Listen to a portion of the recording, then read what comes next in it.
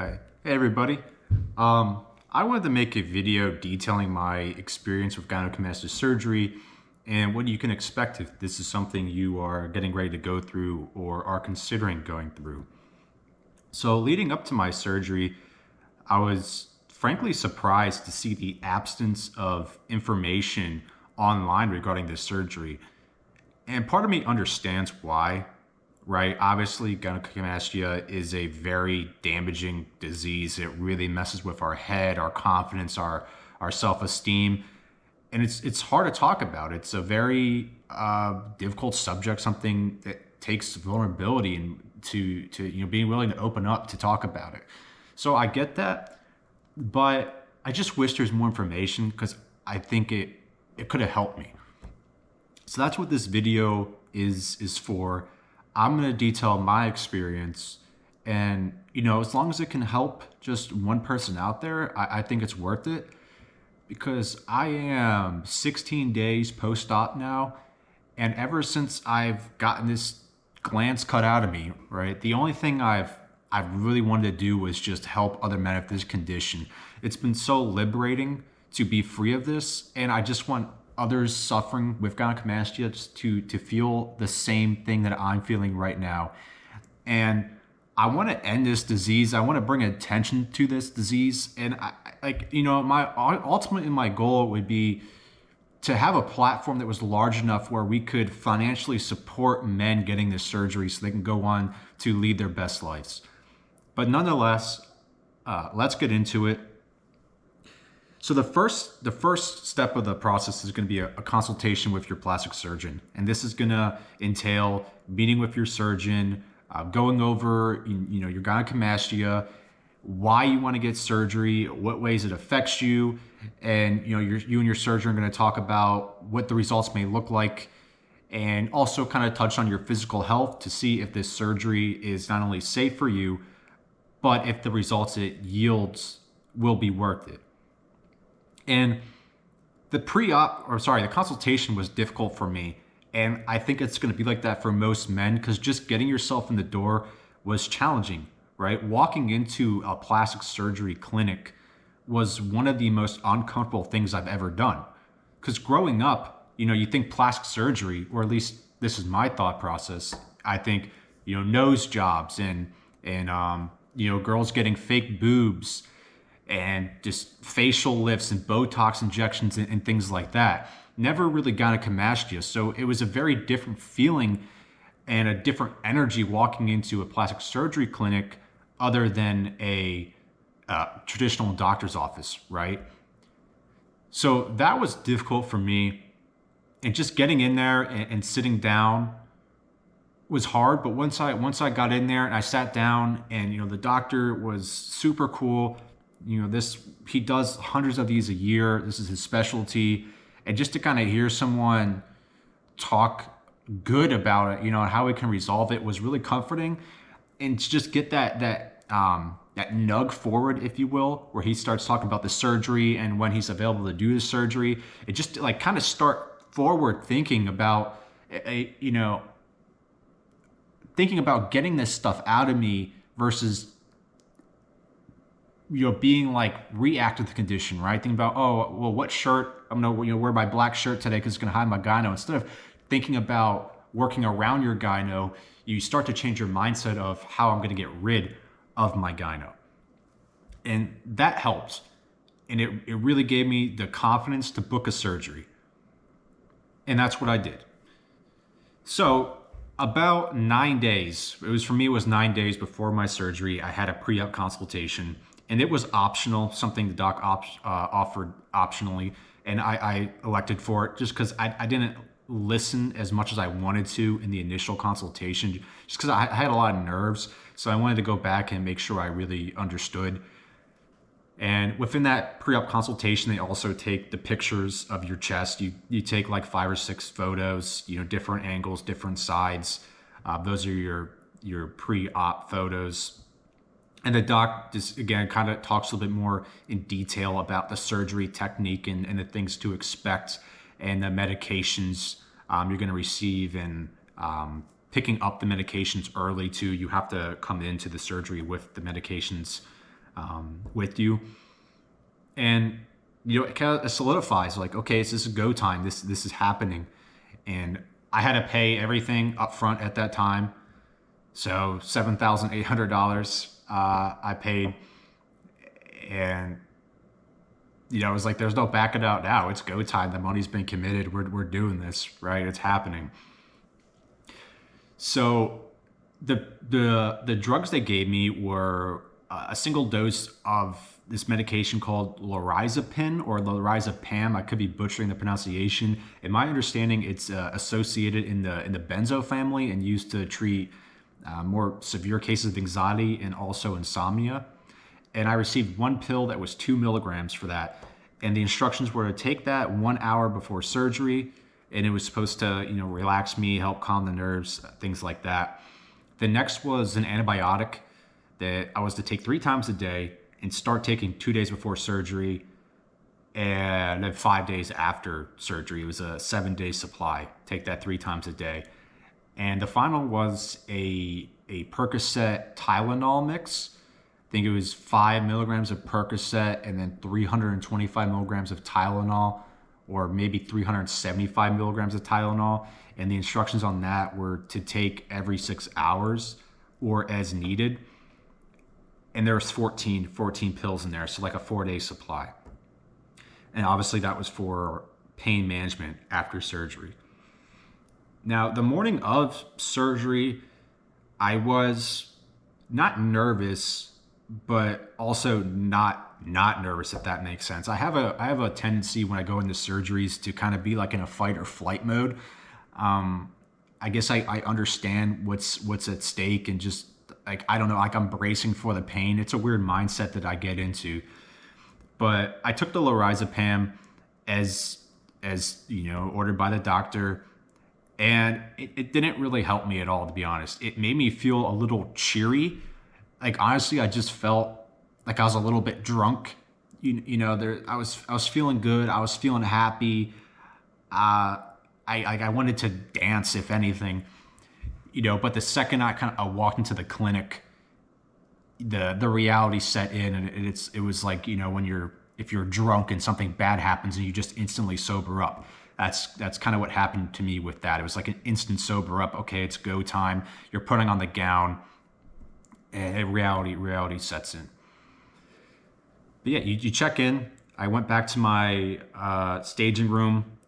I put on the like the hospital gown. You're able to leave your shorts on. You just take off your shirt, put the gown over, and then the doctors come in, the nurses come in, and they're just asking you, standard like pre-op questions, like, are you feeling okay? Are you feeling nauseous or sick?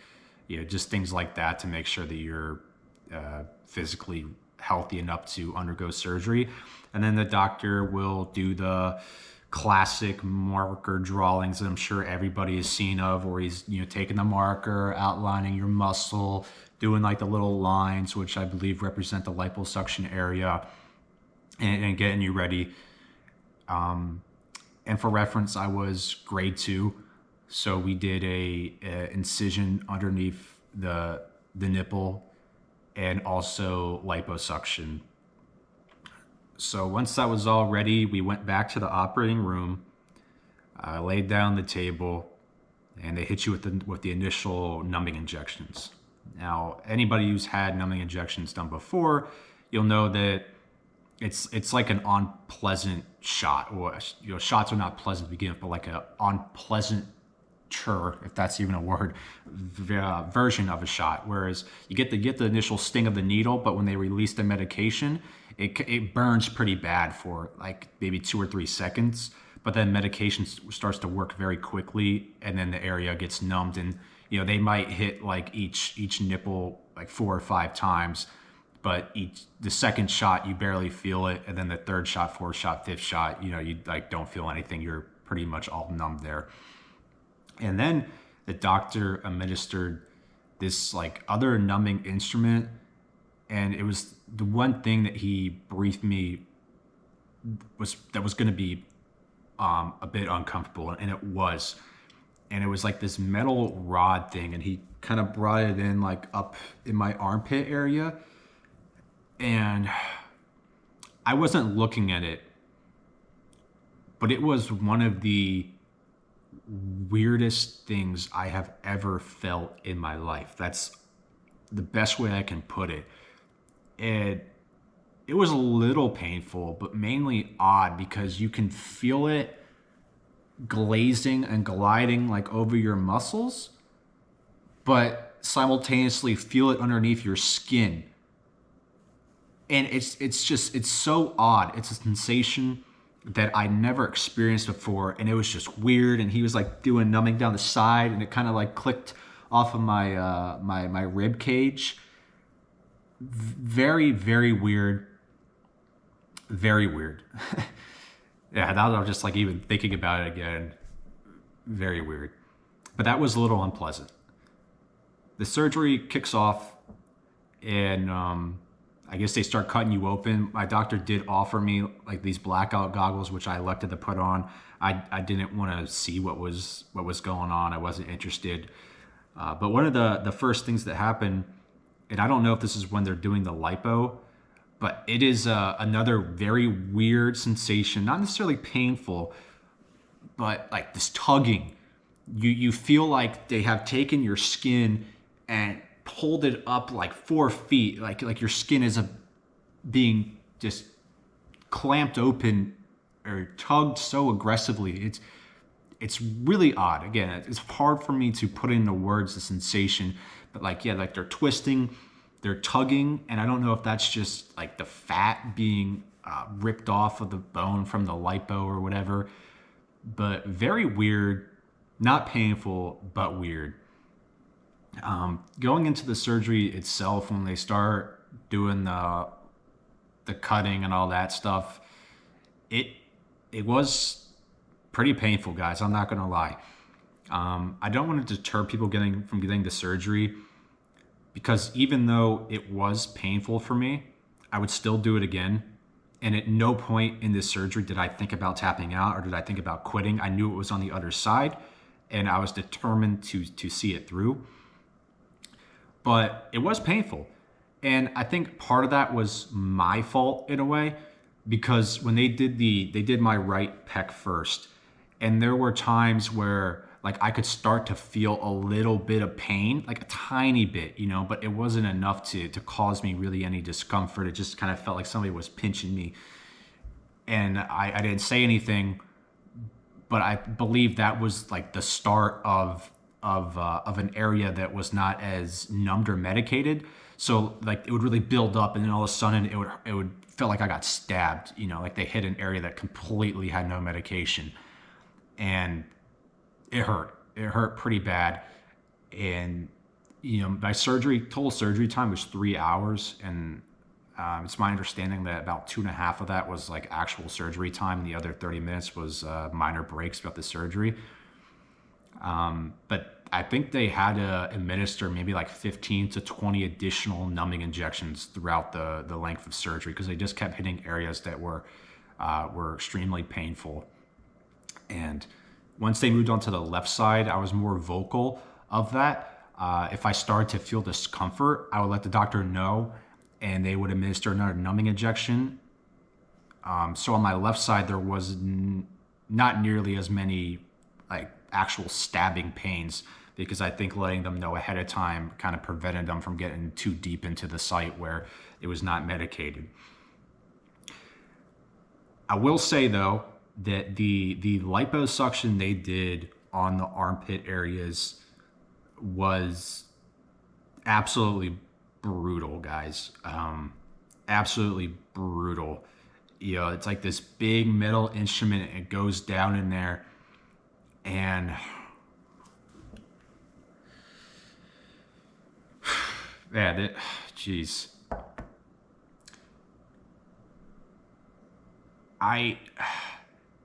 Again, it's just hard for me to describe what this feels like, because it's like this rod is like running under your armpit, and I've never felt a sensation like that again. And just having like pain in that region of your body was so foreign to me. God, it was so odd. Like it, I got to the point where I was completely unaware of where the lipo was actually taking place. Like it felt like the rod was in my armpit, but like 10 feet down that way, like, which obviously doesn't make any sense. And in addition to my blackout goggles being on, it was completely debilitating. Like I really had no idea where I was at. And by the time he like got done doing that, I had no idea if I was like turned to the side or if I was still straight up. It completely like took me out of, God, I just spit, sorry. Just completely like disassociated me with reality. And I was feeling that one. Like, the whole time he was doing it, I was sitting there kind of like grunting. But again, never, ever, ever, ever did I think about tapping out, guys. And that has nothing to do with me being a tough guy or anything like that. It's just that once you're there and you've been suffering with this disease for so long, you know what's on the other side. And, it sounds like corny or cliche to say this, but you really have the mindset of like, you're going to have to kill me if you want me to tap out of this. But I was glad that was over with nonetheless. But they did that on both sides, and that was definitely the most uncomfortable part of the surgery. The only part of the surgery where it was actual like prolonged pain, the other pain in the surgery was more so just like, getting stabbed like real quick. Like you're like, ah, fuck. And then they shoot you with more numbing. And yeah, I would say the big disadvantage of that is you're kind of on edge the whole time. You never know when you're going to get stabbed again, for lack of better words. So you're kind of always on edge.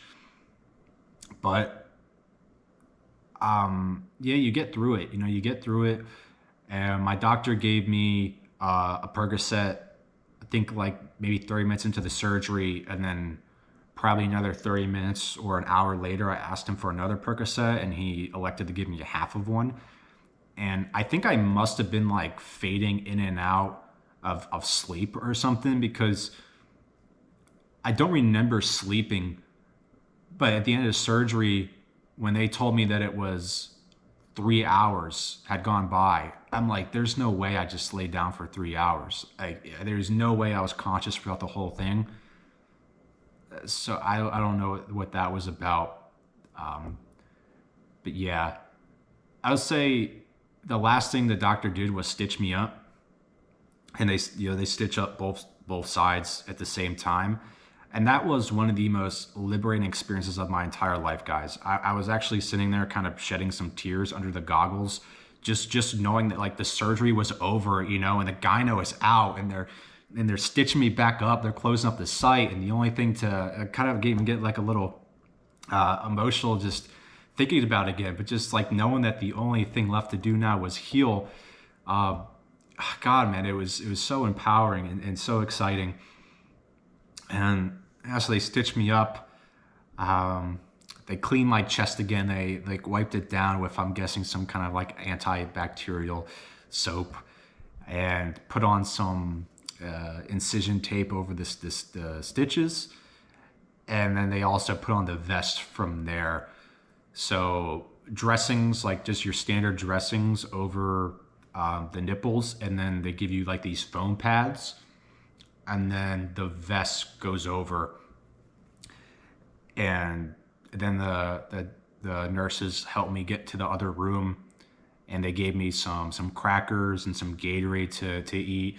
And I think they had me sit there for about 30 minutes, just standard stuff, making sure that like I didn't pass out or get sick, or I don't know, go on a shock or anything like that. And then the doctor discharged me, and of course you have to have a ride. You can't drive yourself. And I went home. And actually the first day I wrote down some notes, and I wish I sticked with it, but I didn't. But I have my laptop here. This is what I just wrote I said, day 0, calm leading into surgery. The lorazepam put me in a good mood, but wore off quickly and did not serve much of a purpose. Surgery was surprisingly rather painful. Doctor administered a Percocet and a half of a Percocet midway through the surgery. Second Percocet helped me relax, but surgery was still rather painful. Post-op started out fine, no real pain within the first few hours. However, around 6 hours in, the swelling really started to turn up a few notches. My chest felt like it was beaten with a bowling ball. No stinging or burning sensations, just soreness, but not painful, just uncomfortable. It's been hard to move around. Getting up and sitting down is difficult, and I'm glad that I have my parents help me with the surgery. And that was the only notes I wrote for day 0. But yeah, that was, I think, something you'll hear a lot of people say is after the surgery, it's not necessarily painful, but your chest feels so sore, like you like hit the biggest chest workout, and you got to keep your arms down by your side, right? And I mean, I know it goes without saying, but I didn't realize, and I don't think most people realize how difficult it is to just accomplish everyday tasks when your arms are down by your side. You know, we obviously take it for granted, like having full movement of our arms. With the foam pads, right? I had to wear the foam pads 24/7 for 3 days. Doctor's orders were to not remove the garment for 3 days. You have to wait 3 days to shower. Personally, I waited 4 days to shower and take off the foam pads, and then you shower and you put everything back on.